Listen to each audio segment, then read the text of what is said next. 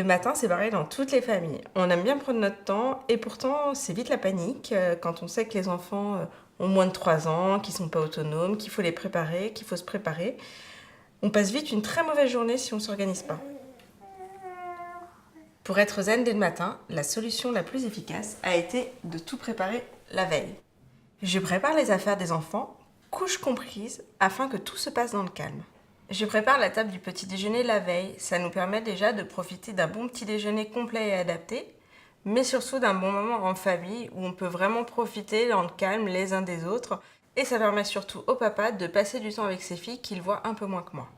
Pour aller plus loin dans ma démarche, j'ai décidé de faire appel à une consultante périnatale qui m'a donné beaucoup de conseils utiles. En effet, Cécile a raison. La règle d'or, c'est d'être organisée. Ça peut commencer par repenser l'agencement de ton appartement. Tu peux avoir à l'entrée un panier avec les choses indispensables à ne pas oublier.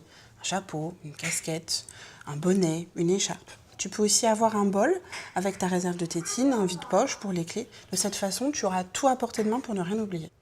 Pour autonomiser les enfants, c'est pas mal de se faire des pense-bêtes visuelles comme des photos ou des dessins, des choses à ne pas oublier.